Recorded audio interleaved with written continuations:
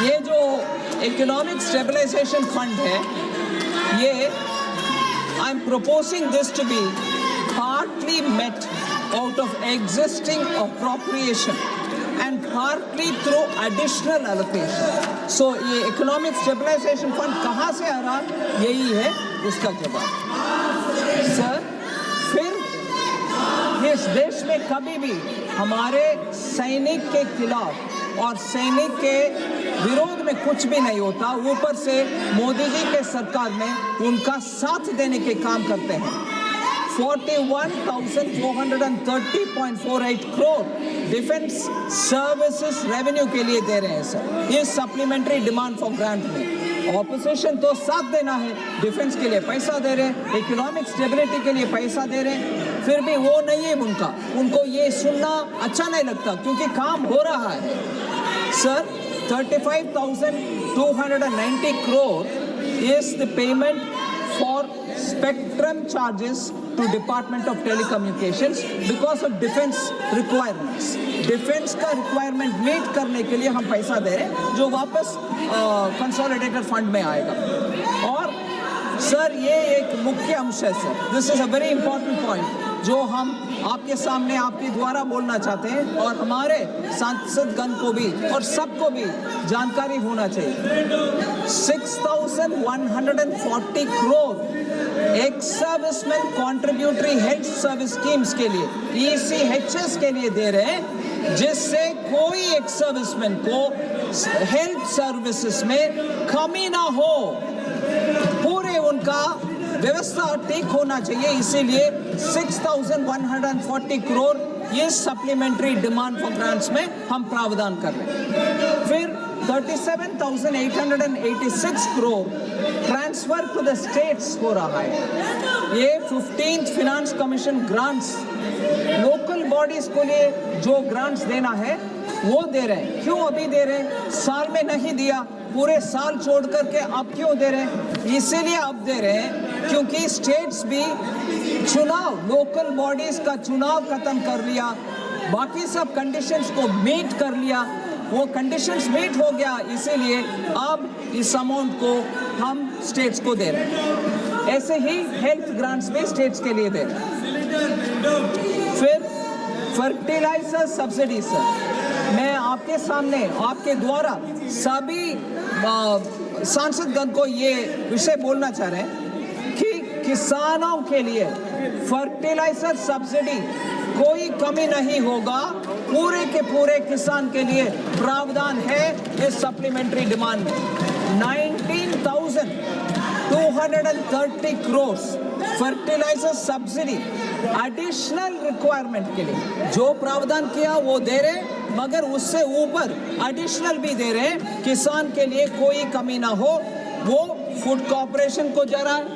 और मुख्य है डिस्ट्रिक्ट डिसेंट्रलाइज्ड, हर एक स्टेट डिसेंट्रलाइज्ड प्रोक्योरमेंट प्रोसीजर के द्वारा उनके अपने स्टेट में किसान से जो प्रोक्योरमेंट करते हैं, खरीदते हैं किसान से, उनके लिए भी पैसा इस फर्टिलाइजर सब्सिडी के द्वारा जो फर्टिलाइजर के लिए जा रहा है वो जाएगा, मगर उससे ऊपर 23,641 करोड़ PM गरीब कल्याण अन्न योजना के लिए जा रहा है। PM गरीब कल्याण अन्न योजना दो रास्ता से जा रहा है सर, वो पैसा फूड कॉर्पोरेशन ऑफ इंडिया के लिए जा रहा है। फिर जैसे मैंने बताया, स्टेट्स उनके अपने तरफ से जो प्रोक्योरमेंट, जैसे मध्य प्रदेश राज्य गेहूं किसान से खरीदते हैं, उनके लिए भी इसके द्वारा पैसा जाएगा। सो गरीब कल्याण अन्न योजना में कोई दिक्कत ना हो, उनको पूरे मिलेगा, किसान के लिए कुछ कमी ना हो, उनसे प्रोक्योरमेंट भी होगा, दोनों के लिए पैसा इस सप्लीमेंट्री डिमांड फॉर ग्रांट्स में। अगर सर, मैं बार बार मेरे दुख व्यक्त करती हूँ, ये सब आम नागरिक के लिए जो वेलफेयर प्रोजेक्ट्स के द्वारा हम पैसा दे रहे हैं, और अन्न या गेहूं दे रहे हैं गरीब कल्याण के लिए, उसके लिए प्रावधान देने वाले सप्लीमेंट्री डिमांड फॉर ग्रांट्स के ऊपर इनका कोई ध्यान नहीं है।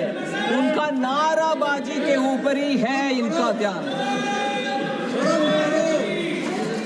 सर, फिर MSME के लिए, उनके लिए छोटे छोटे कारोबार के लिए पैसा देने के लिए SIDBI, that is small industries development bank of India, उनको हम 3000 करोड़ दे रहे इस सप्लीमेंट्री डिमांड फॉर ग्रांट्स के द्वारा। One second madam, one second. माननीय सदस्यगण, ये जो सप्लीमेंट्री स्पीच वित्त मंत्री जी दे रहे हैं, सारा देश सुनने के लिए बैठा हुआ है, सब टीवी के सामने बैठ के सुन रहे हैं। अभी वित्त मंत्री जी ने बताया है कि राज्य को 38,000 करोड़ का सैंक्शन किया हुआ है। अब ये जनता पूरे देश में सुनना चाहते हैं, आप क्या नारेबाजी लगा के वित्त मंत्री का आवाज़ सुनने नहीं दे रहे हैं? और फार्मर्स के लिए सब्सिडीज के लिए 18,000 करोड़ उसका भी उन्होंने डिस्कस किया है। और तो आप सुनना नहीं चाहते हैं, आप सुनना नहीं चाहते तो अलग बात है, देश की जनता सुनना चाहते हैं। नहीं, आप कृपया आप जाके बैठिए, आप जाके बैठिएगा please. Please give an opportunity for the nation to listen to our speech. It is a very important thing. Let the entire nation is waiting. No, thank you. Please, no madam. Sir, lastly एक और विषय में बोलना चाहिए sir, जो opposition के representatives को कोई संबंध नहीं है, उनको कोई परवाह नहीं, मगर दोबारा आकर के इधर खड़े होकर के मनरेगा के लिए क्या दिया, इस सरकार ने मनरेगा का फंड कम कर दिया, ऐसे बोलने के समय मैं पता नहीं मेरे गुस्सा को कैसे कंट्रोल करूंगी। जब मैं जवाब दे रही हूँ, बजट में प्रोविजन दे रही हूँ, उस समय नहीं सुन रहे, और ऊपर से मेरे बात किसी को पहुंचना, ये ऐसे बेशरम खड़े होकर के मेरे आवाज को दबाने के लिए कोशिश कर रहे हैं। उसके लिए मैं खंडन करती हूँ इनको। मनरेगा sir, Mahatma Gandhi rural employment guarantee scheme, G RAM G bill जब हम लेके आए थे, उस समय 95,000 करोड़ का प्रावधान किया। वो BE में है, 1 अप्रैल से लागू होगा। बजट इधर फाइनेंस बिल वगैरह पास होने के बाद 1 अप्रैल से हर राज्य को जी राम जी बिल के तहत 95,000 करोड़ का प्रावधान है। मगर उसके अलावा पहले से पेंडिंग बिल्स के साथ बहुत सारे राज्य बैठे हैं और ये बात भी उठाते हैं कि वो क्या हो गया, आपके जी राम जी आ गए, मगर हमारे पुराने बिल का क्या होगा।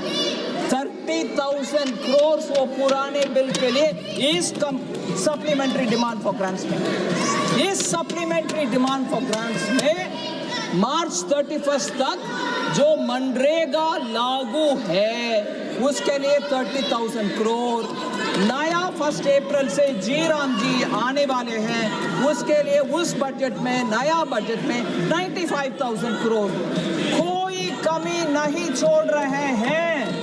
हमारे कमिटमेंट मनरेगा का भी और जी राम जी का भी पूरे के पूरे इंप्लीमेंट हो रहे हैं, ये सुनना नहीं चाहते हैं। सर, अभी मैं जाती हूँ हर एक मेंबर का उनके अपने विषय को जवाब देने के लिए। Sir,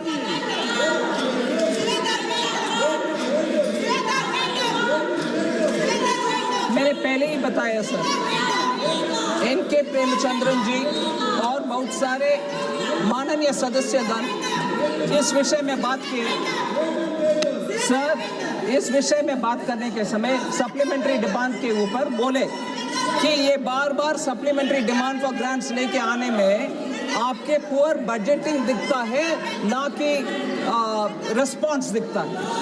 I want to say ये एकदम फ्लॉड लॉजिक है सर, क्योंकि supplementary demand is not poor budgeting. मैं इसको I want to pose questions.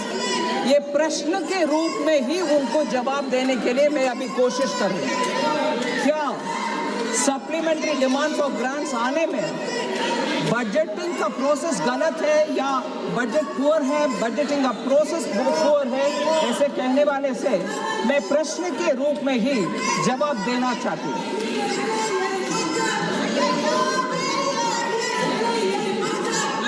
Are the honorable members from the opposition suggesting that in times of unforeseen challenges, should the government not create a fiscal buffer? ये equalisation fund जो मैंने बताया over 50,000 crore का, ऐसे परिस्थिति में क्या है इक्वलाइजेशन एक फंड इमरजेंसी के लिए क्रिएट करना सही नहीं है? सो सप्लीमेंट्री डिमांड फॉर ग्रांट्स हम देना, इसका मतलब ये इमरजेंसी के लिए कोई प्रावधान नहीं करें हम, यही है उनका मकसद है सर। जब जैसे सप्लीमेंट्री डिमांड फॉर ग्रांट्स क्यों ले आ रही हो, बजट में क्यों सोचा नहीं है? इमरजेंसी सिचुएशन जब डेवलप होता है उस समय हम ऐसे इक्वलाइजेशन फंड ले आना, इमरजेंसी के लिए ले आना गलत है क्या? मैं एनके प्रेमचंद्रन जी से पूछ रही हूँ। फिर ऐसे शॉक्स, सप्लाई चेन डिसरप्शन और सडन सेक्टोरल क्राइसिस जो होता है उस समय हमारे सप्लीमेंट्री डिमांड फॉर ग्रांट्स के द्वारा जो हम फंड क्रिएट कर रहे हैं वो नहीं चाहिए क्या? ये एडमिनिस्ट्रेशन के साथ अंडरस्टैंडिंग के साथ प्रश्न पूछ रहे हैं या वैसे ही पूछ रहे हैं, मुझे समझ में नहीं आ रहा। Second sir, are you suggesting then, जो मेंबर्स पूछ रहे हैं, are you suggesting that the government should not ensure adequate fertilizer supply for farmers? ये अभी सप्लीमेंट्री डिमांड फॉर ग्रांट्स के द्वारा फार्मर्स के लिए फर्टिलाइजर के लिए पैसा दे रहे हैं, क्या वो देना नहीं चाहते हैं आप लोग? मैं रोकूं, किसान विरोधी प्रश्न है ये सब, किसान विरोधी। फिर sir, I am glad to say that the current fertilizer stocks for April 2026 stand at 163 lakh metric tons compared to 128.54 lakh metric tons. 26% higher दे रहे हैं इस बार fertilizer subsidy. This has been possible only because of the foresightness of the government. In addition, the additional allocation which is being given in the second supplementary demand for fertilizers is to ensure that the Rabi, अभी तुरंत आने वाले खरीफ है, उसके पास, उसके लिए खरीफ के लिए हमारे पास पूरा स्टॉक है फर्टिलाइजर का। फर्टिलाइजर का स्टॉक खरीफ के लिए हमारे पास पूरे हैं, मगर आने वाले रबी के लिए आपसे टेंडर नोटिस निकालना, नया इंपोर्ट करना, उन सब के लिए जो जब फर्टिलाइजर मिनिस्ट्री काम करती है उनके हाथ में पैसा रहना है, इसीलिए हम प्रावधान अभी ही कर रहे हैं। आने वाले रबी जो दिसंबर, जनवरी, फरवरी में आएगा, दिसंबर 26, जनवरी 27 में आएगा, उसके लिए अभी ही प्रावधान कर रहे हैं।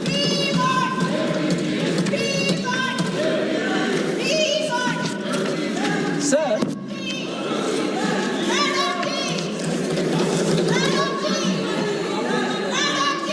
मैंने मनरेगा का विषय बताया सर, वो अगर सप्लीमेंट्री डिमांड फॉर ग्रांट्स नहीं ले आते, वो 30,000 पेंडिंग बिल्स तो पेंडिंग ही रहेगा। वो ठीक है क्या आपको? सप्लीमेंट्री द्वारा 30,000 आप इस साल में जो पेंडिंग बिल्स है वो पेमेंट करके हम ले आ रहे हैं, वो नहीं चाहते हैं क्या? थोड़ा सोच समझ करके सप्लीमेंट्री डिमांड फॉर ग्रांट्स के द्वारा सरकार क्या करना चाहते हैं उसको समझ में लेने के बाद क्वेश्चंस पूछना चाहिए, ना कि just like that one political comment. Third sir, 9,000 crore states के लिए मैं ट्रांसफर कर रही हूँ। वो स्टेट्स के लिए क्यों ट्रांसफर कर रही हूँ?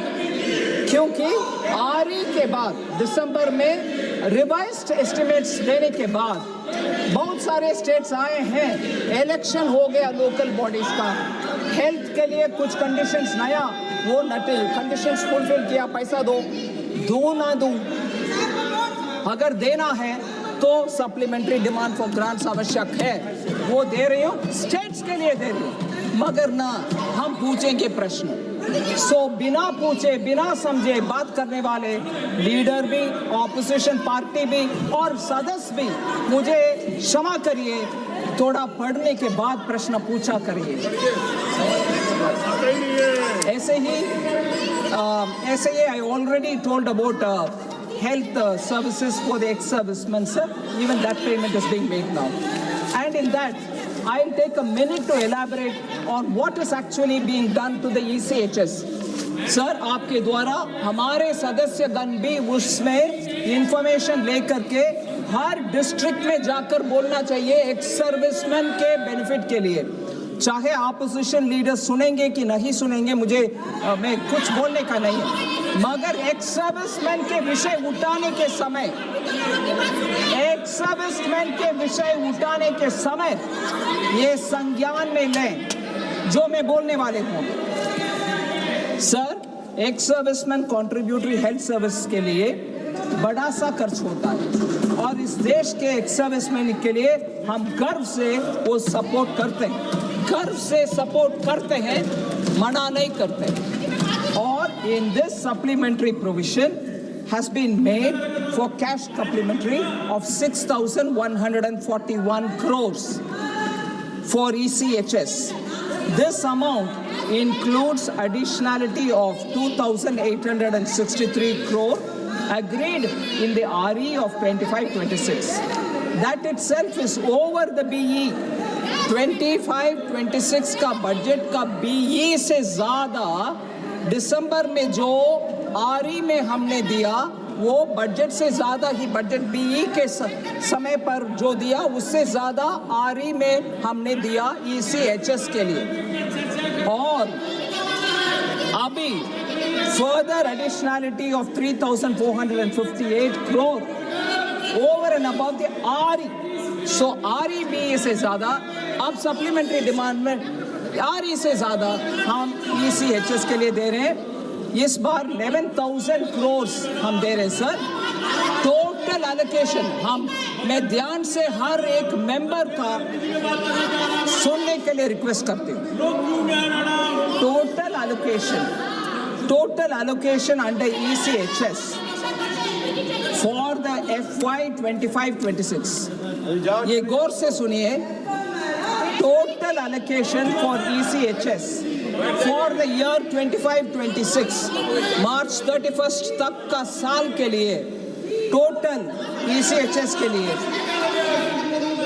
अभी 6,141 crore के साथ 14,458 crores हम दे रहे हैं ECHS के लिए।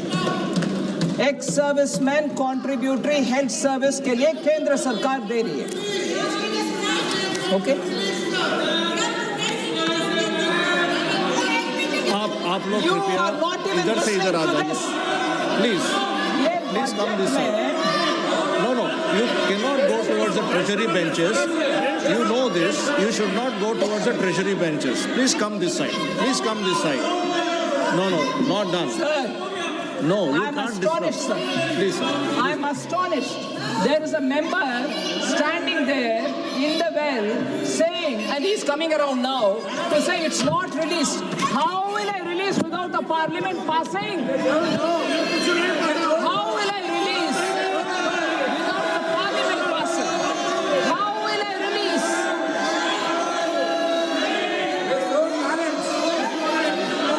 Okay, ma'am. How will I release without this passing? And here is the gentleman in the well.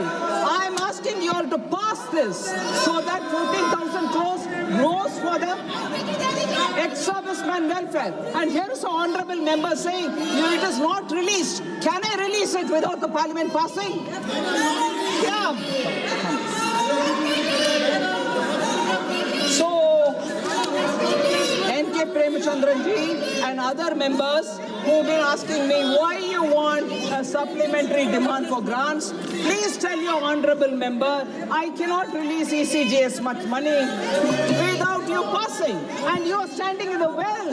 You don't want to pass it. And your own member is asking why it's not released. Ma'am,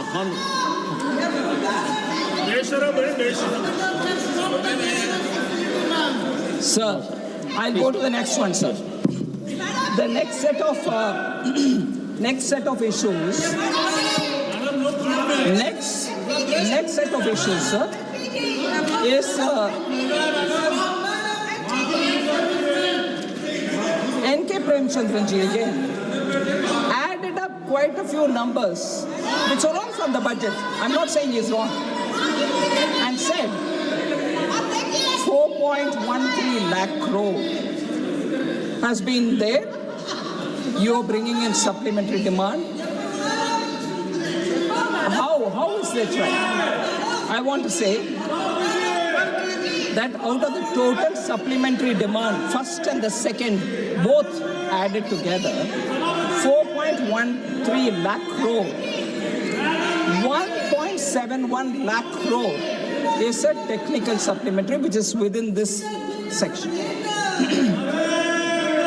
And the Honorable Member N.K. Premchandran ji is aware that technical supplementary requirements are met mainly by utilizing the savings in one section of the grant into another section, using additional receipts, recoveries within the same grant. So I have to do both and then arrive at the number. What is important here is the way in which N.K. Premchandran ji has asked this question can lead to a lot of people misunderstanding that originally in the BE I gave an amount, but to the supplementary demand, I'm bringing in some amount which is going to be over and above the BE. Whatever is brought in the supplementary demand for grants, let me answer N.K. Premchandran ji, does not go beyond the BE.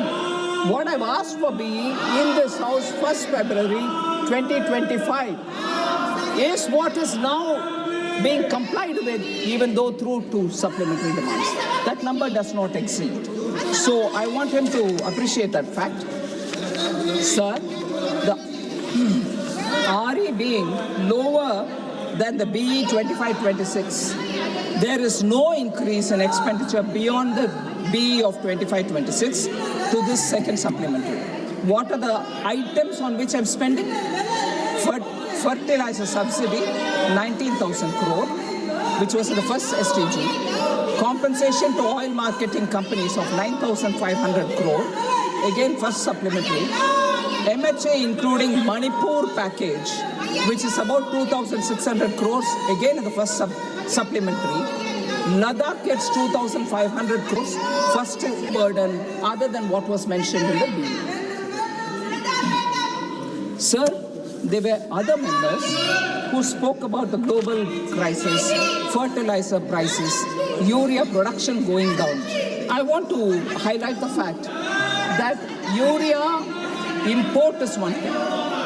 In our own country, we produce urea. We are ramping up the capacity. We are increasing the capacity of urea even for those within the domestic market, meaning domestic manufacturing.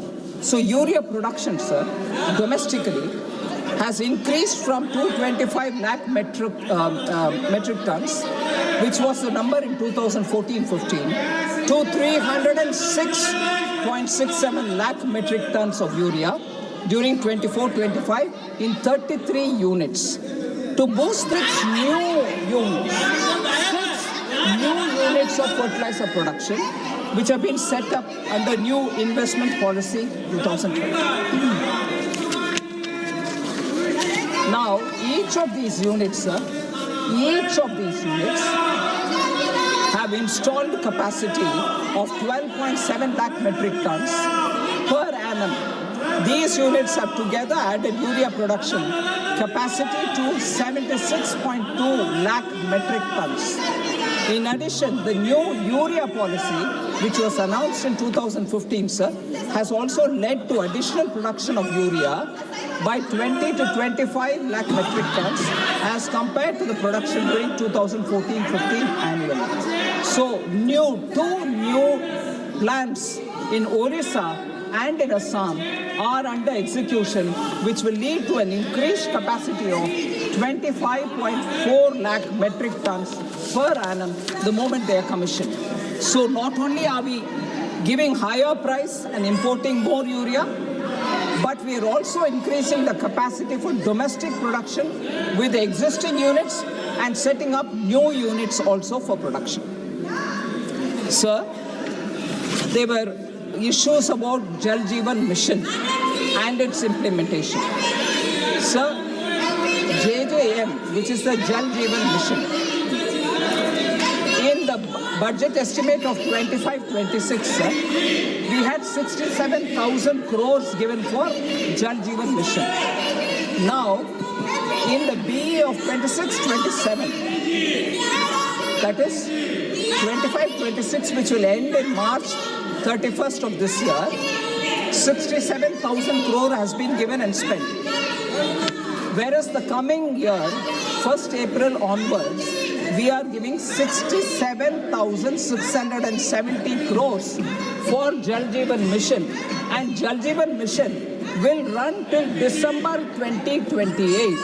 And the new allocation of 67,670 will be given for states to complete the Jal Jeevan Mission running till 2028. So, then in December 2028, this is a very important number which I want honorable members to listen to, and if the opposition is willing to hear it, Jal Jeevan Mission, from the time it started and when it ends in 2028, would have received a total of 8.69 lakh crores for Jal Jeevan Mission, in which central governments participation, केंद्र सरकार की भागीदारी जल जीवन mission में amount के रूप में 3.59 लाख करोड़ होगा केंद्र सरकार के भागीदारी.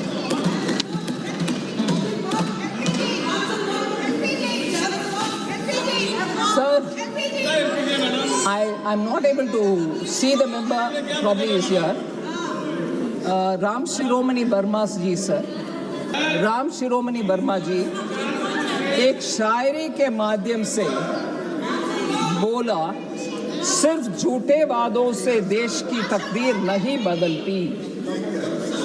सप्लीमेंट्री डिमांड और संसद के गंभीर प्रतिक्रिया के बीच में आप शायरी के कर रहे हैं, ये बड़े ही विचित्र बात है सर.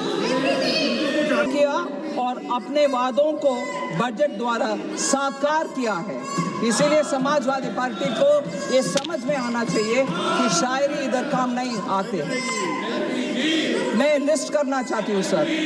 13 करोड़ हाउस होल्ड्स के लिए नल से जल पहुंच रहा है. क्या ये झूठा वायदा है?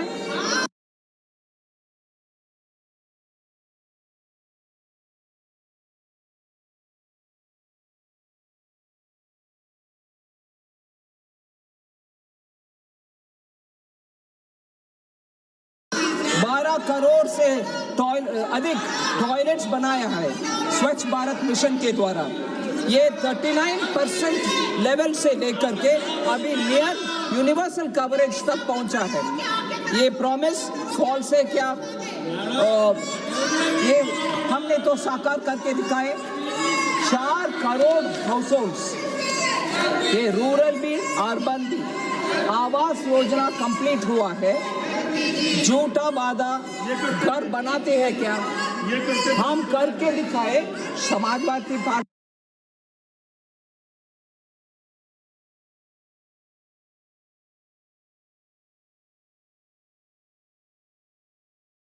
के समय, उनके राज के समय शायद झूठा वादा किया है, हमने तो नहीं किया.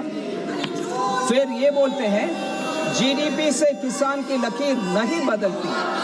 बिल्कुल नहीं बदलती. मगर मैं बोलना चाहती हूँ, जीडीपी अगर ग्रो करता है, जीडीपी अगर बढ़ता है, जैसे 2014 में 1.8 ट्रिलियन था हमारी जीडीपी, अभी नियरली 4 ट्रिलियन तक पहुंचा है. उससे हमारी वित्तीय क्षमता बढ़ती है. और जब वित्तीय क्षमता बढ़ती है, हम किसान, सभी किसान तक पहुंच पा रहे हैं, अंडर प्रिविलेज लोग का घर बना पा रहे हैं। इसीलिए जीडीपी किसान की लकीर बदलती है, ये समझना चाहिए। और उसके लिए मैं नंबर भी देना चाहती हूँ।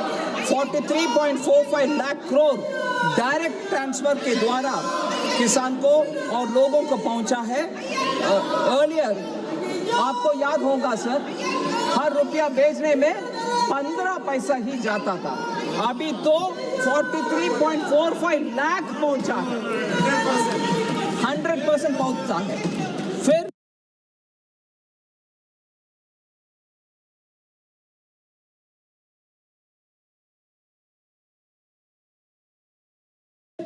समाजवादी रूल के समय यूपी में शुगर केन फार्मर्स में डाइंग वेटिंग फॉर पेमेंट्स, अभी वो नहीं है। किसान 9.30 किसान को डायरेक्ट बेनिफिट द्वारा पैसा मिलता है। समाजवादी पार्टी के समय आत्महत्या करके किसान मरे। सर, पीएम गरीब कल्याण अन्न योजना के द्वारा 12 लाख करोड़ गेहूं और अनाज चावल मिला है गरीबों को। 12 लाख करोड़ रुपया तक लोगों को पहुंचा है पीएम गरीब कल्याण अन्न योजना के द्वारा। जरा सोच लें, जीडीपी बदलने में, बढ़ने में हमारी क्षमता बढ़ती है और किसान को वो पहुंचाते हैं। और पीएम किसान आज शाम को माननीय प्रधानमंत्री जी दे रहे एक और हिस्सा, उसको सहित, उस अमाउंट को सहित लेकर के, साथ लेकर के मैं कुल मिलाकर के किसान को कितना पहुंचा है वो बोलना चाहती हूँ। 4.27 लाख करोड़ पहुंचा है किसान को। जीडीपी बदलने में हमारा वित्तीय क्षमता बढ़ती है, किसान को 4 लाख से ऊपर अमाउंट डायरेक्टली मिला है। ये समाजवादी पार्टी थोड़ा सोच ले, शायरी इधर आकर बोलने से पहले, शायरी करने से बिल्कुल, शायरी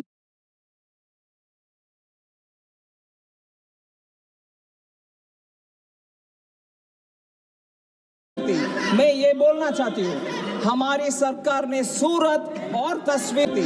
मैं ये बोलना चाहती हूँ, हमारी सरकार ने सूरत और तस्वीर दोनों को बदली है।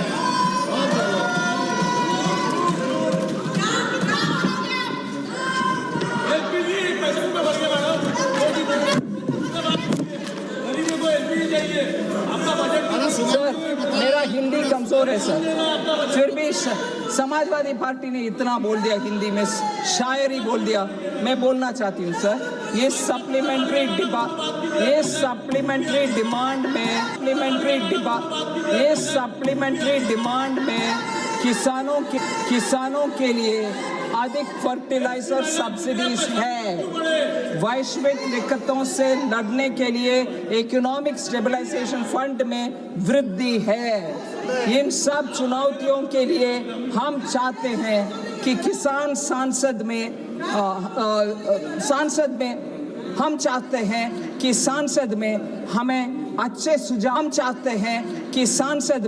हमें अच्छे सुझाव मिले। पर यहाँ समाजवादी के सदस्य शायरी कर रहे हैं। ये सब मेनपुरी और साइफाई के लिए जरूर उचित होगा, सदन के लिए नहीं। ये सब संसद के बाहर और टीवी डिबेट्स के लिए ठीक है, यहाँ के लिए नहीं। आप शायरी लिखते रहिए, हम इतिहास लिख रहे हैं, हम तस्वीर बदल रहे हैं।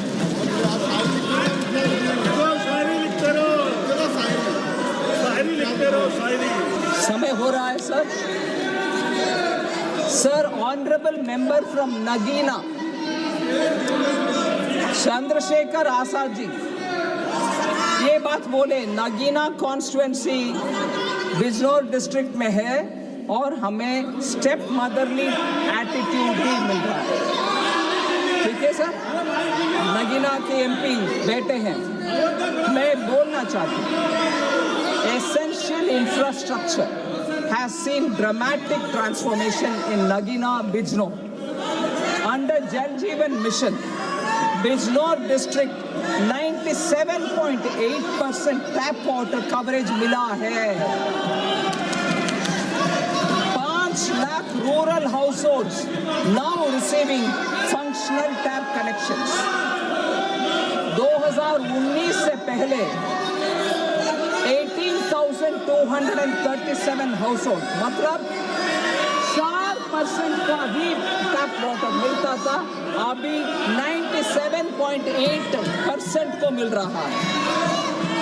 और out of 5254 villages, 2,254 villages, 1,738 have already received 100% tap connections in Bijnor district. 11 blocks और 1,123 पंचायत को पूरे 100% जल जीवन मिशन का कवरेज मिला है.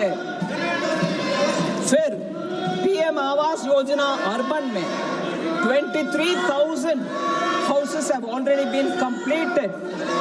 Bijnor district. फिर आयुष्मान भारत पीएम जन Ayushman Arogya Yojana 3.32 lakh families have been covered in Bijnor district. और 10.66 lakh individuals व्यक्तिगत हिसाब देखें तो 10.66 लाख लोगों को बिजनौर में आयुष्मान भारत इंश्योरेंस मिल रहा है. फिर बिजनौर डिस्ट्रिक्ट में 418 आयुष्मान आरोग्य मंदिर है. फिर 18 जन औषधि केंद्र भी है बिजनौर डिस्ट्रिक्ट में.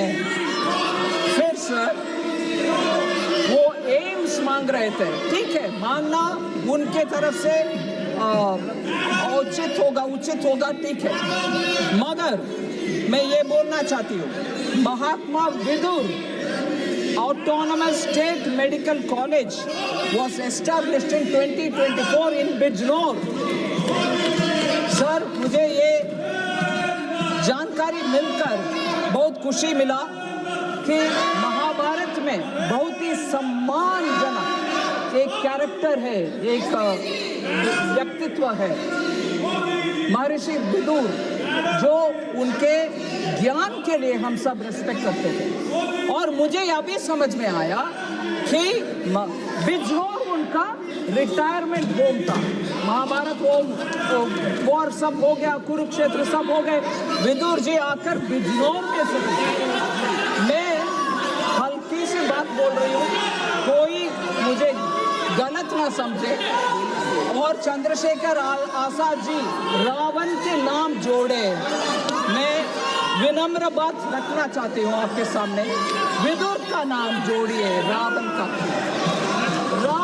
क्यों? विदुर बिजनौर के दिमाग वाले, हम सब मान्यता देने वाले एक बढ़िया एक कैरेक्टर महाभारत में, Chandrashekhar Vidur. Sir sorry, I don't know how to say that.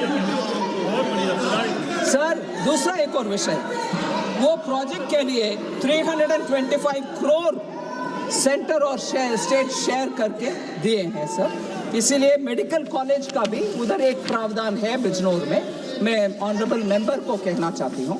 फिर पीएम किसान योजना के द्वारा बिजनौर में 1,015 करोड़ ट्रांसैक्शन हुआ, किसान के लिए ट्रांसफर हुआ है. 50 लाख से ज्यादा किसान हर एक सिलेंडर के लिए सब्सिडी भी मिलता है. फिर बिजनौर का विषय एक और है sir, NRLM national rural livelihood mission के द्वारा 2.36 लाख महिलाओं को बिजनौर में सेल्फ हेल्प ग्रुप में जोड़ा गया. लास्ट में Poshan tracker data 3,237 anganwadi centres are operational, सिर्फ नंबर में नहीं, ऑपरेशनल है बिजनौर डिस्ट्रिक्ट में। क्या ये सब सुनकर आप ऑनरेबल मेंबर ये बोलोगे कि स्टेप मदरली ट्रीटमेंट मिल रहा है? बिल्कुल नहीं सर। सो मैं ऑनरेबल मेंबर के लिए ये बोलना चाहता हूँ सर, एक आदिवासी मतलब ट्राइबल मेंबर हमारे भारत आदिवासी पार्टी के रोत जी बैठे हैं, उनके लिए भी एक विषय में सामने रखना चाहती हूँ। कल बहुत ही मन में दुख के साथ बोले उनके डिस्ट्रिक्ट बांसवाड़ा और उनके क्षेत्र में इतना फैसिलिटी नहीं मिल रही है, हमें अटेंशन नहीं मिल रही है, और छोटे पार्टी के सदस्य है इसीलिए कोई हमें सुनता नहीं। मैं ये आश्वासन दिलाना चाहती हूँ, कोई एक भी छोटे पार्टी या इन निर्दलीय सदस्य का हम बिना सुने बैठे नहीं है, सुनते हैं, रेस्पॉन्ड भी करते हैं और उनका क्षेत्र के ऊपर ध्यान भी रखते हैं। मैं ये बात जरूर बोलना चाहती हूँ। जल जीवन सर, जल जीवन मिशन बांसवाड़ा के लिए 1.47 lakh rural households now have tap water connections, which is 10 times more than 2019. 2019 से आज तक कंपेयर करो, 10 गुना जल जीवन मिशन आप तक पहुंचा है। 1.47 लाख हर घर जल। और PM Awas Yojana 2.19 lakh houses have been provided. 95.4% coverage है आवास योजना का बांसवाड़ा में। स्वच्छ भारत मिशन में more than 3 lakh household toilets have been built. 847 sanitary complexes have been built. 95% से ज़्यादा गांव ODF ओपन डेफेकेशन फ्री है बांसवाड़ा में। और सौभाग्य स्कीम में 52,390 households in Banswara have been electrified, electrification पहुंचा है सर। सो सर, मैंने पार्लियामेंट्री अफेयर्स मिनिस्टर किरण रिजिजू जी को प्रॉमिस किया, मेरा सप्लीमेंट्री डिमांड फॉर ग्रांट्स का मेरा रिस्पांस और रिप्लाई 245 के अंदर मैं खत्म करूंगी। ये चिल्लाना विल्लाना के बावजूद मैंने 10 मिनट एक्स्ट्रा ली हूँ, क्षमा करिए, मगर ज़्यादातर मेंबर्स जो बात बोले उनके लिए मैं दबाव देने के लिए कोशिश की। हनुमान जी बेनीवाल जी का भी बहुत सारे विषय उठाया गया। मुख्य विषय एक मैं बोलना चाहती हूँ, ओपीएम कल्टिवेशन उनके यहाँ होती है हमारे मंत्रालय के द्वारा, और एमओएस पंकज चौधरी जी उसके ऊपर पूरे ध्यान देकर के नीमच में जो राजस्थान में है उधर एक नया पूरे केंद्र सरकार के खर्च के उठाते हुए नया एक फैक्ट्री ओपीएम को प्रोसेस करने के लिए लगवाया गया हमारे पूरे खर्च के साथ। सो हनुमान बेनीवाल जी, आप भी बेचिंता रहिए और जाके किसानों को ओपीएम कल्टीवेट किसानों को बोल दीजिए कि सरकार ने एक हमारे तरफ से खर्च करके ओपीएम प्रोसेसिंग यूनिट लगवाया है। आप ध्यान दिलाना चाहिए आपके किसानों को। सो मैंने 10 मिनट ज़्यादा ही लिए, किरण रिजिजू जी से मैं क्षमा मांगती हूँ, मगर ये सप्लीमेंट्री डिमांड फॉर ग्रांट्स को पारित करवाइए। Thank you. धन्यवाद मैडम। द वर्ड बेशरम is deleted from the records. I request everybody to kindly get back to your seats. आप अपने अपने जगह में जाइए, आप बैठिएगा, कृपया आप अपने जगह में जाके बैठिएगा। हमें बिल पारित करना है। Kindly please go and resume your seats. Please go and sit. Kindly take your seat. Kindly go back to your seats. Please go back to your seats. This is a parliamentary practice. After Honorable Finance Minister's supplementary, we have to now pass the. अभी पारित करने का समय है. I'm requesting you. Please go back and take your seat. If you don't want to go back.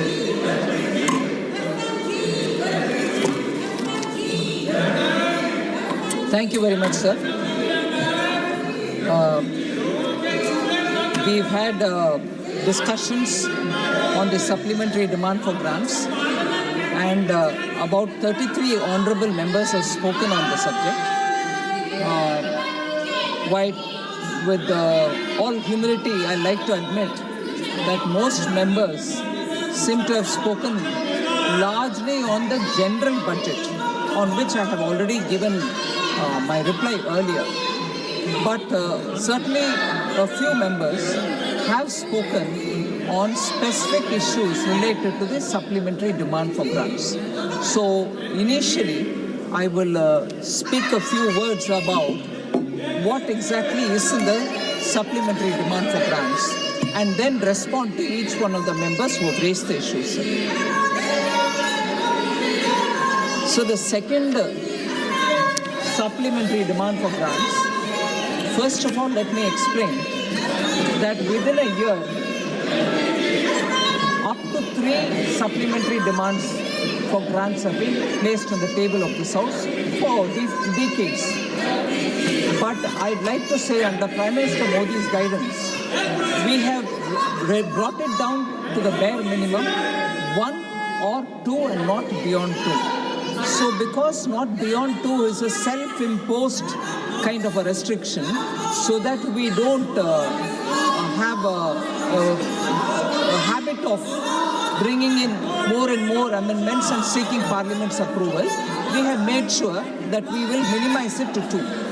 But not doing even 2 or 1 would mean that we are inflexible, and would also mean that where states are asking for some, or when departments are asking for something which is so essential for them to function, it will look very uncaring and irresponsive of the government. And therefore, I think supplementary budget, which as per the original constitution makers, supplementary demand for grants is a very useful instrument, and where it is necessary we will have to use it. But bringing that supplementary demand for grants should not be looked at as if some wrong assessments have been made originally in the budgetary estimate time, and therefore we have brought this. So it is done with a lot more open-mindedness and also flexibility which can be offered to the departments. And in that order, this time, we have placed the second supplementary demand for grants. Sir, in this, I seek the approval of the Parliament for expenditure requirements related to 61 grants. This involves gross expenditure of about 2.81 lakh crore through cash or technical or token supplementaries. The present proposal also includes an amount of 902 crore rupees that is being provided for recouping advances of an equivalent amount from the Contingency Fund of India.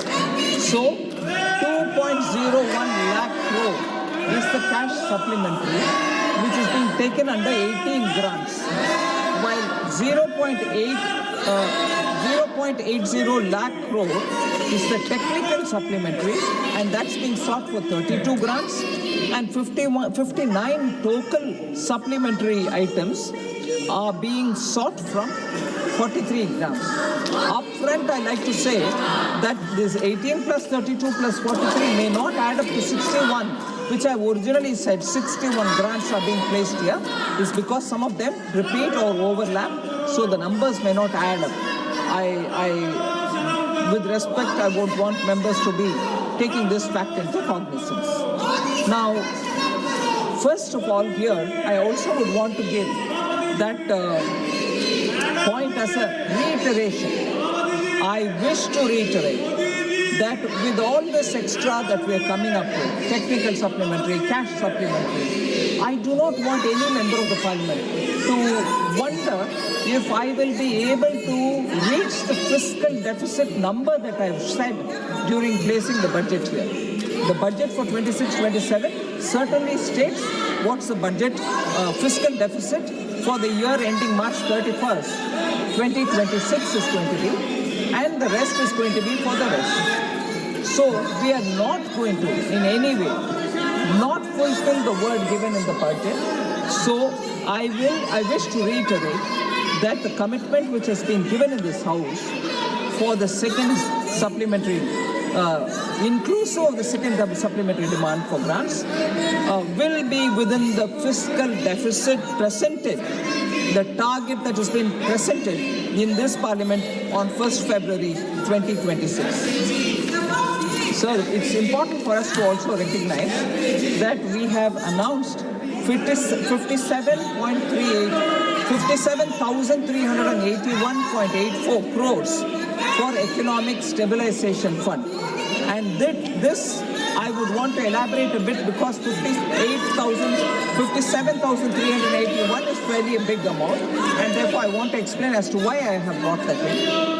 The fiscal reforms, particularly the policy initiatives that have been undertaken post-COVID-19, made sure that the economy recovered well. We have strengthened the overall macroeconomic framework.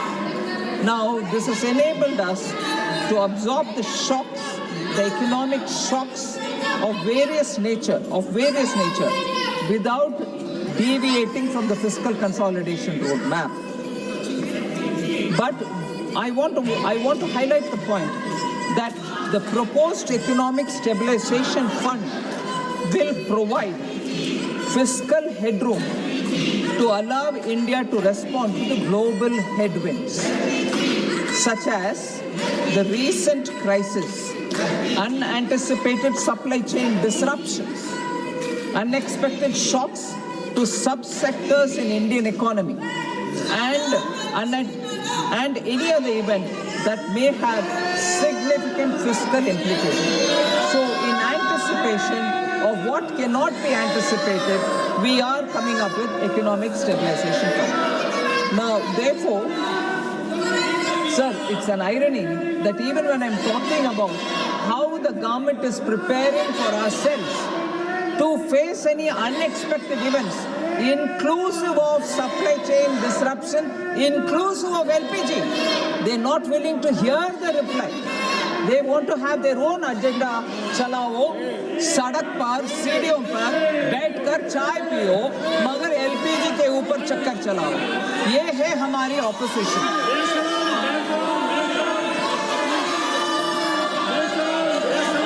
और दूसरा एक और विषय sir, क्योंकि हमारे सदस्यगण बैठे हैं और आप भी शुक्रवार के दिन जब प्राइवेट मेंबर्स बिल भी शुरू होना है उससे पहले मेरे जवाब है, इसीलिए मैं ये बात भी स्पष्ट करना चाह रही हूँ. इस देश में ऐसे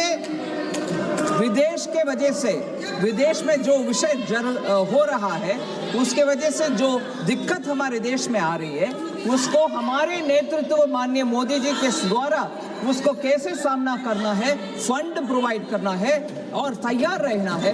ऐसे बहुत सारे कदम जब हम उठा रहे हैं उस समय इस देश का विपक्ष साथ रह करके आम जनता को उम्मीद जताने वाले बात ना करते हुए ऐसे गैर जिम्मेदाराना स्टेप्स जो कर रहे हैं उसको हम खंडन करना चाहिए.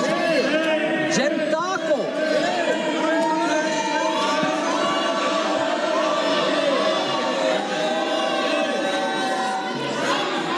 इस देश में आप कृपया अपनी जगह चले जाइए. आप जिस मुद्दा पे बात कर रहे हैं एलपीजी, वित्त मंत्री जी एलपीजी के बारे में बात कर रहे हैं, आप सुनना नहीं चाहते. उसी बात के बारे में बात आप सिर्फ डिस्टर्ब करने के लिए आए हैं, सुनने के लिए नहीं आए. वित्त मंत्री जी खड़े होकर बोल रहे हैं, उसी बात पे चर्चा चल रही है, आप सुनना. ये क्या जिम्मेदारी है आपकी? आप एलपीजी के नारे लगा रहे हैं, वित्त मंत्री जी एलपीजी के बारे में बोल रहे हैं, आप सुनना नहीं चाहते हैं. आप बैठिएगा प्लीज, आप कृपया आप अपने जगह पर जाके बैठिए, सुनिए मैडम प्लीज. सो ऐसे परिस्थिति में सरकार के साथ देते हुए जो भी विदेश से जो भी दिक्कत आ रही है, हम सब पार्टी के रूपरेखा से उबर कर ऊपर आकर के देश के हित में साथ रह करके जनता को उम्मीद जताने वाले बात करना आवश्यक है. और प्रधानमंत्री मोदी जी इसमें पूरे अपने ताकत लगा करके इस देश में नागरिक को कोई आपत्ति ना हो इसके लिए इतना मेहनत कर रहे हैं, मगर हमारे विपक्ष तो वेल में आकर के चिल्ला बचाना ही उनका एक काम ऐसे समझ कर रह रहे हैं। देश का दुर्गत पोजीशन दुर्भाग्य है, मैं इससे ज्यादा क्या बोलूं। सर, ये जो इकोनॉमिक स्टेबलाइजेशन फंड है, ये I am proposing this to be partly met out of existing appropriation and partly through additional allocation. So ये economic stabilization fund कहाँ से आ रहा, यही है उसका जवाब।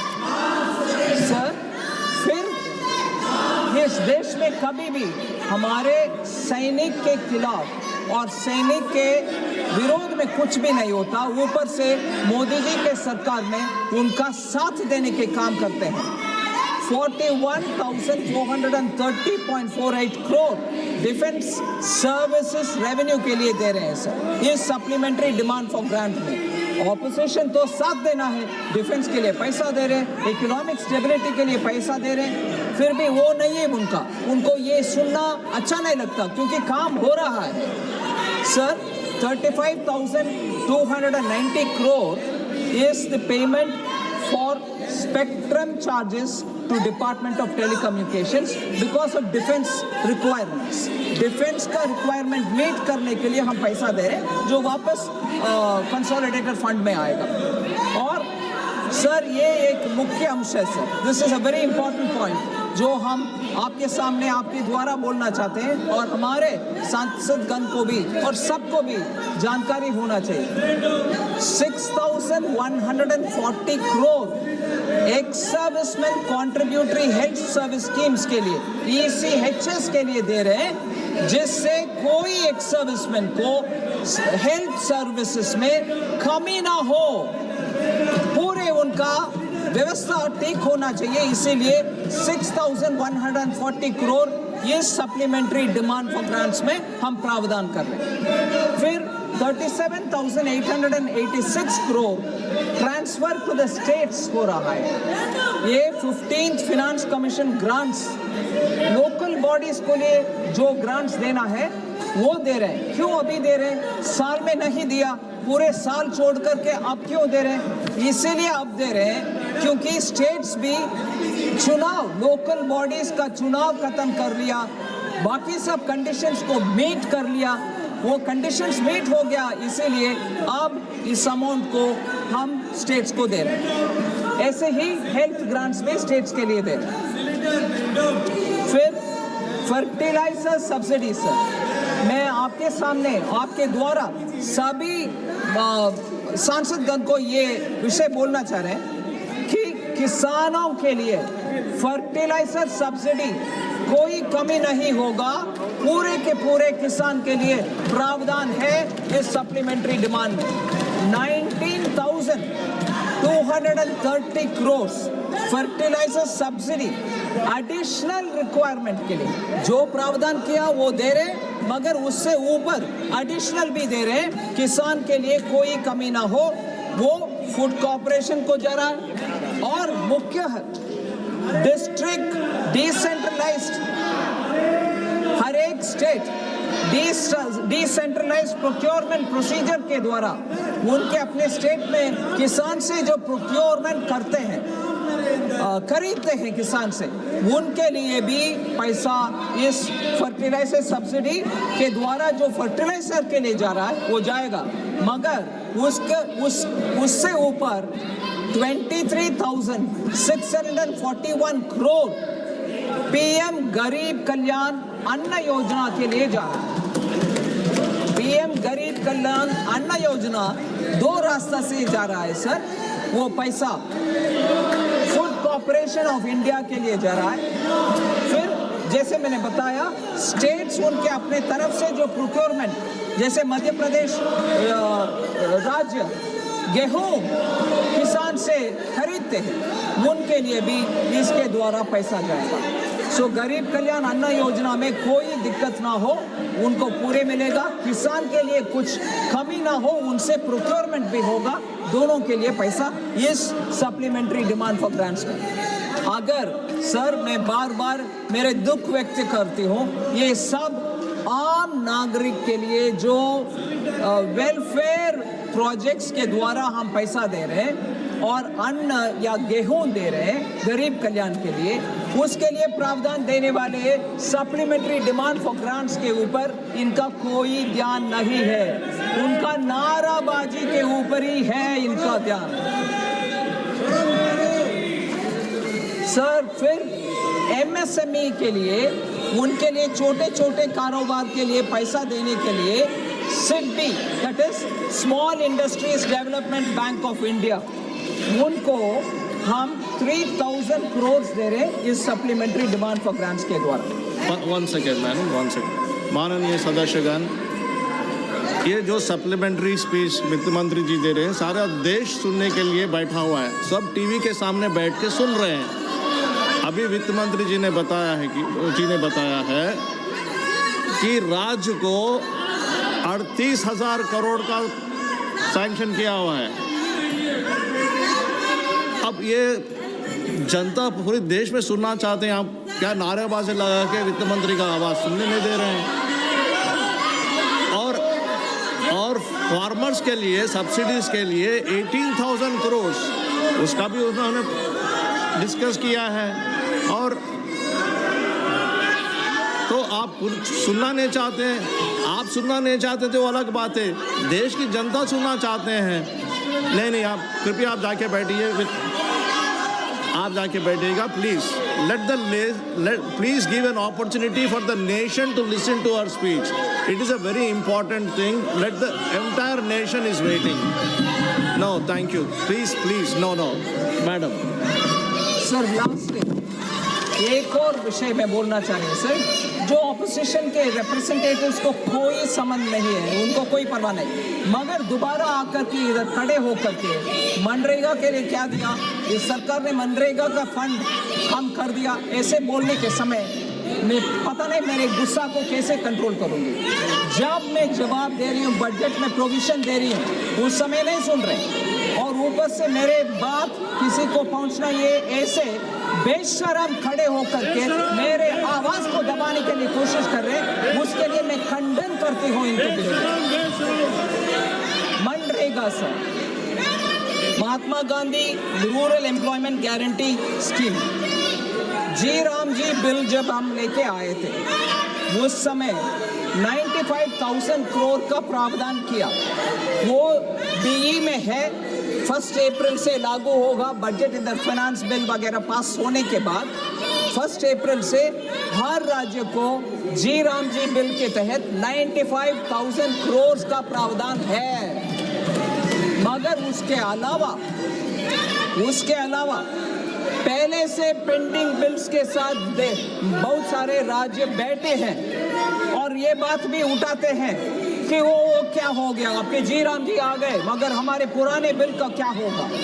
30,000 करोड़ वो पुराने बिल के लिए इस सप्लीमेंट्री डिमांड फॉर ग्रांट्स में, इस सप्लीमेंट्री डिमांड फॉर ग्रांट्स में मार्च 31 तक जो मनरेगा लागू है उसके लिए 30,000 करोड़, नया 1 अप्रैल से जी राम जी आने वाले हैं, उसके लिए उस बजट में, नया बजट में 95,000 करोड़, कोई कमी नहीं छोड़ रहे हैं।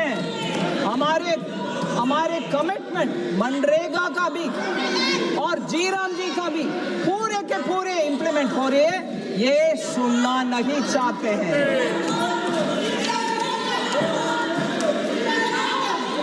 सर, अभी मैं जाती हूँ हर एक मेंबर का उनके अपने विषय को जवाब देने के लिए। Sir,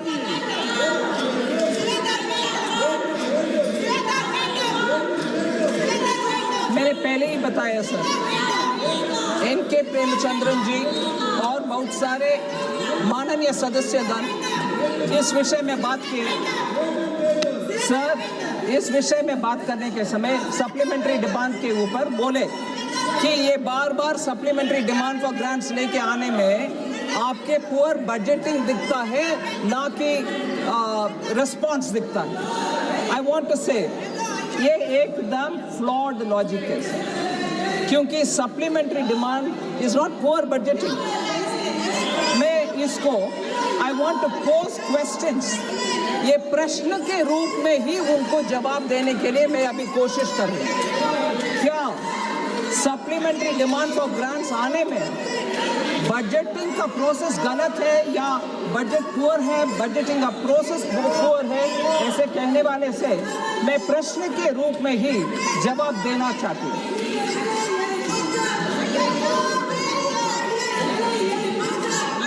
Are the honorable members from the opposition suggesting that in times of unforeseen challenges should the government not create a fiscal buffer? ये इक्वलाइजेशन फंड जो मैंने बताया ओवर 50,000 करोड़ का, ऐसे परिस्थिति में क्या है इक्वलाइजेशन एक फंड इमरजेंसी के लिए क्रिएट करना सही नहीं है? सो सप्लीमेंट्री डिमांड फॉर ग्रांट्स हम देना, इसका मतलब ये इमरजेंसी के लिए कोई प्रावधान नहीं करें हम, यही है उनका मकसद है सर। जब जैसे सप्लीमेंट्री डिमांड फॉर ग्रांट्स क्यों ले आ रही हो, बजट में क्यों सोचा नहीं है? इमरजेंसी सिचुएशन जब डेवलप होता है उस समय हम ऐसे इक्वलाइजेशन फंड ले आना, इमरजेंसी के लिए ले आना गलत है क्या? मैं एनके प्रेमचंद्रन जी से पूछ रही हूँ। फिर ऐसे शॉक्स, सप्लाई चेन डिसरप्शन और सडन सेक्टोरल क्राइसिस जो होता है उस समय हमारे सप्लीमेंट्री डिमांड फॉर ग्रांट्स के द्वारा जो हम फंड क्रिएट कर रहे हैं वो नहीं चाहिए क्या? ये एडमिनिस्ट्रेशन के साथ अंडरस्टैंडिंग के साथ प्रश्न पूछ रहे हैं या वैसे ही पूछ रहे हैं, मुझे समझ में नहीं आ रहा। Second sir, are you suggesting that, जो मेंबर्स पूछ रहे हैं, are you suggesting that the government should not ensure adequate fertiliser supply for farmers? ये अभी सप्लीमेंट्री डिमांड फॉर ग्रांट्स के द्वारा फार्मर्स के लिए फर्टिलाइजर के लिए पैसा दे रहे हैं, क्या वो देना नहीं चाहते हैं आप लोग? मैं रोकूं? किसान विरोधी प्रश्न है ये सब, किसान विरोधी।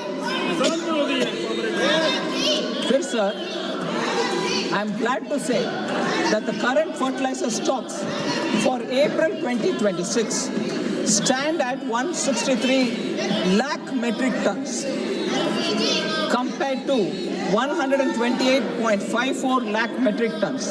26% higher दे रहे हैं इस बार fertilizer subsidy. This has been possible only because of the foresightness of the government. In addition, the additional allocation which is being given in the second supplementary demand for fertilizers is to ensure that the Rabi, अभी तुरंत आने वाले खरीफ है, उसके पास, उसके लिए खरीफ के लिए हमारे पास पूरा स्टॉक है फर्टिलाइजर का। फर्टिलाइजर का स्टॉक खरीफ के लिए हमारे पास पूरे हैं, मगर आने वाले रबी के लिए आपसे टेंडर नोटिस निकालना, नया इंपोर्ट करना, उन सब के लिए जो जब फर्टिलाइजर मिनिस्ट्री काम करती है उनके हाथ में पैसा रहना है, इसीलिए हम प्रावधान अभी ही कर रहे हैं। आने वाले रबी जो दिसंबर, जनवरी, फरवरी में आएगा, दिसंबर 26, जनवरी 27 में आएगा, उसके लिए अभी ही प्रावधान कर रहे हैं।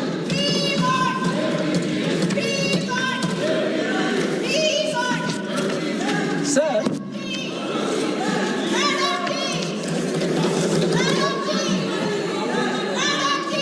मैंने मनरेगा का विषय बताया सर, वो अगर सप्लीमेंट्री डिमांड फॉर ग्रांट्स नहीं ले आते, वो 30,000 पेंडिंग बिल्स तो पेंडिंग ही रहेगा। वो ठीक है क्या आपको? सप्लीमेंट्री द्वारा 30,000 आप इस साल में जो पेंडिंग बिल्स है वो पेमेंट करो करके हम ले आ रहे हैं, वो नहीं चाहते हैं क्या? थोड़ा सोच समझ करके सप्लीमेंट्री डिमांड फॉर ग्रांट्स के द्वारा सरकार क्या करना चाहते हैं उसको समझ में लेने के बाद क्वेश्चंस पूछना चाहिए, ना कि just like that one political comment. Third sir, 9,000 crore states के लिए मैं ट्रांसफर कर रही हूँ। वो स्टेट्स के लिए क्यों ट्रांसफर कर रही हूँ?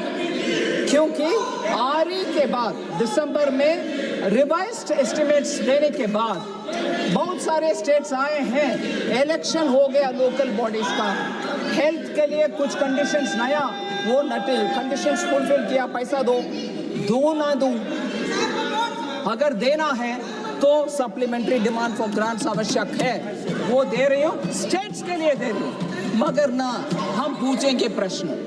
सो बिना पूछे बिना समझे बात करने वाले लीडर भी, ऑपोजिशन पार्टी भी और सदस्य भी, मुझे क्षमा करिए, थोड़ा पढ़ने के बाद प्रश्न पूछा करिए। ऐसे ही I already told about health services for the ex-servicemen, sir. Even that payment is being made now. And in that, I'll take a minute to elaborate on what is actually being done to the ECHS. Sir, आपके द्वारा हमारे सदस्यगण भी उसमें information लेकर के हर district में जाकर बोलना चाहिए एक्स सर्विसमैन के बेनिफिट के लिए। चाहे ऑपोजिशन लीडर सुनेंगे कि नहीं सुनेंगे, मुझे मैं कुछ बोलने का नहीं है, मगर एक्स सर्विसमैन के विषय उठाने के समय ये संज्ञान में लें जो मैं बोलने वाले हूँ। Sir, ex serviceman contributory health service के लिए बड़ा सा खर्च होता है और इस देश के एक्स सर्विसमैन के लिए हम गर्व से वो सपोर्ट करते हैं, मना नहीं करते। और in this supplementary provision has been made for cash supplementary of 6,141 crores for ECHS. This amount includes additionality of 2,000